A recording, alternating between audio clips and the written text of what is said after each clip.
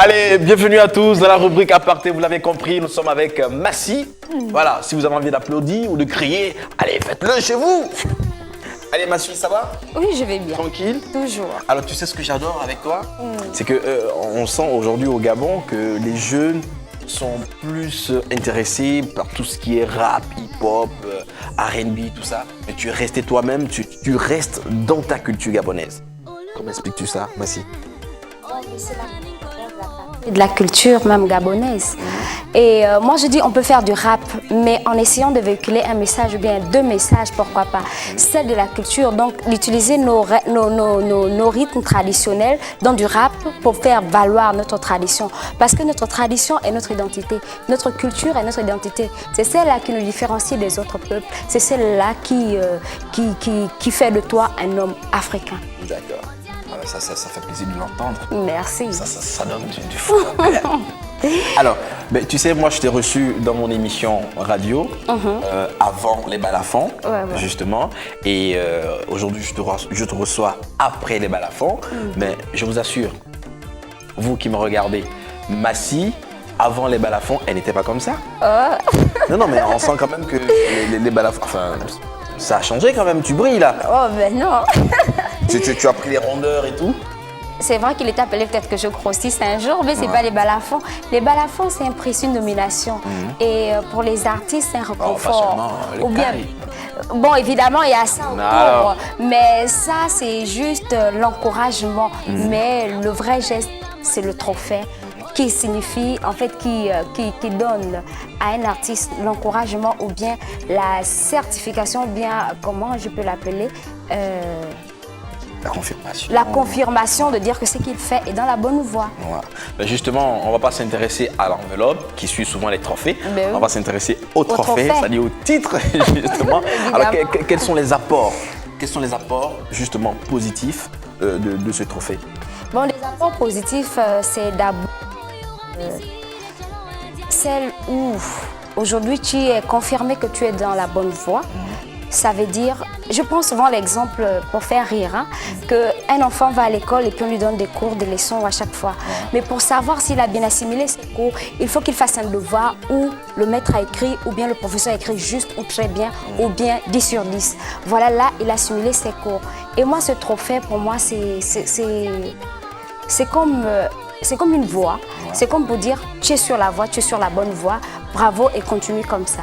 D'accord. Alors ici dans Fiesta Africa, nous on s'intéresse à tout ce qui est positif, tout ce qui est négatif aussi. Évidemment. Alors c'est sûr que depuis que tu as été nominé, tu as reçu ton enveloppe, tu t'es fait des jaloux. Tu as eu des problèmes, tu as eu des côtés quand même négatifs de ce truc. Bon, pas vraiment. Hein. Déjà que je suis très sociable et j'accueille tout le monde. Ce truc a apporté beaucoup, comme tu l'appelles tout à l'heure, donc je vais utiliser ton expression, a apporté beaucoup de choses positives dans ma vie. Et ça a beaucoup changé, et non de choses négatives. Moi, pour moi, des choses négatives, je les transforme rapidement en choses positives pour que ça aille le mieux pour moi. Ouais. À ta conférence de presse, je t'ai vu dans une vidéo avec Joel Evans, qui avait représenté le Gabon lors de la première édition d'Africa Star. Tu travailles avec Joel? Oui, Joel Evans, il fait beaucoup de ma musique acoustique, parce que j'aime bien l'acoustique. Et il travaille avec moi, on était dans le même studio, Wimbil Studio. Et aujourd'hui, il n'est plus, il est dans un autre studio d'enregistrement. Mais quand j'ai besoin de ses services, moi je fais appel à Joel Evans. Et justement, en parlant de ses services, est-ce qu'il a eu à apporter quelque chose, à apporter ses touches dans ton nouvel album? Évidemment, dans mon nouvel album, il a apporté même 2 touches. J'ai fait une version acoustique d'Njami, une chanson qui est très connue, et la chanson qui a été même nominée au Balafon Music Award. Et une autre chanson enfant que j'ai appelée Otaberaï. Il a également apporté sa touche musicale à l'intérieur. Justement, puisque nous sommes déjà dans cet album, tu vas bien vouloir nous le présenter rapidement et voilà quoi, nous parler un peu des genres musicaux, nous parler un peu de la production, tout ça. D'accord, cet album a été sorti le 6 décembre dernier, donc au CCF, au Centre culturel français. Il est intitulé Ma Force. Ma force, pourquoi ma force? Parce que cette force-là, je la puise en Dieu, je suis très croyante. Je la puise en Dieu, celui qui me donne la force, le courage et l'énergie de pouvoir composer toutes ces chansons et de faire tout ce que je fais aujourd'hui. Et Ma Force est un album de 12 titres avec des styles variés. et surtout du tradi moderne, hein, parce que j'ai l'art de transmettre la tradition gabonaise en général. Donc il y a plus du tradi. Voilà, il y a plus du tradi moderne. Il y a également un peu de la soul avec la chanson du paludisme. Et nous allons voir également de la soul avec une chanson comme Otaberai, donc de l'acoustique, parce que je disais j'aime bien les instruments live, donc les versions acoustiques, c'est Otaberai et Njami version acoustique.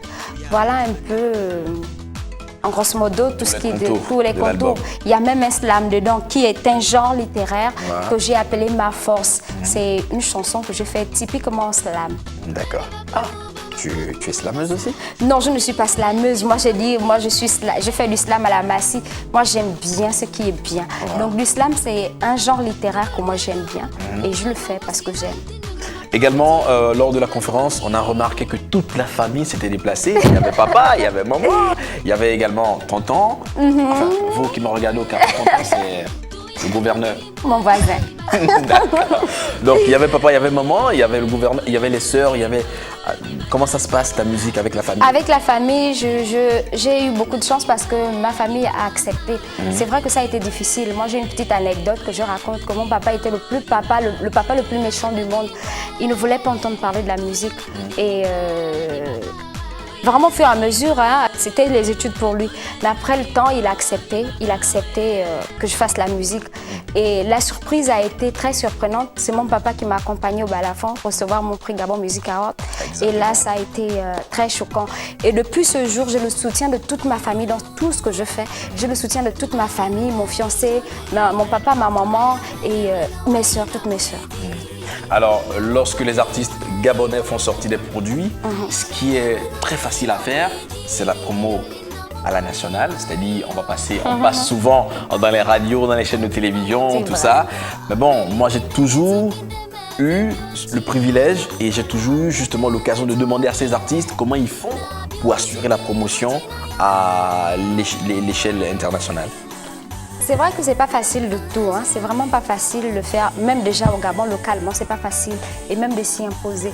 La promotion à l'international sur Ma Force, je suis sûre qu'elle va être assurée par Gabon Hit, qui est une agence de courrier électrique, hein, donc internet, tout ça, qui est un site. Également Gabon Eco qui travaille en partenariat avec moi pour l'aboutissement, qui a travaillé en partenariat avec moi pour l'aboutissement de Ma Force. Donc, elle va être assurée dans ce cadre-là, l'international. Donc, Gabon Hit et Gabon Eco qui font d'ailleurs beaucoup pour les artistes gabonais, pour tout ce qui est culture gabonaise. Et franchement, félicitations pour tous ces chevronnés qui sont derrière les machines pour diffuser les infos. Made in Gabao.